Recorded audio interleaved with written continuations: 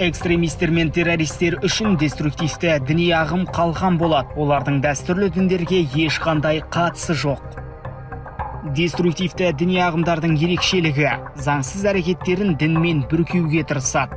Дін атын жамылғандардың жиі жасайтын қылмыс түрлері ұрлық, алаяқтық, қоқан-лоққы мен ақша бопсалау.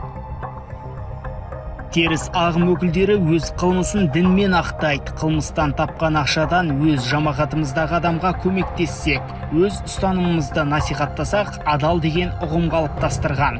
Бұл жалған, барлығы қылмыс, мақсаты пайдакүнемдік.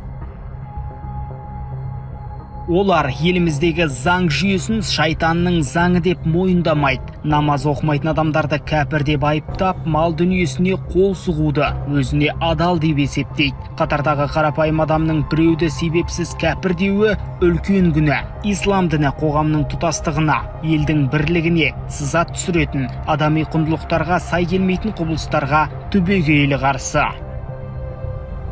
Бұл әрекеттердің барлығына Қазақстан Республикасы заңнамасында қылмыстық кодекске сай жаза қарастырылған. Біліңіз, кез келген дәстүрлі дін қылмыс пен заңсыздықты құптамайды.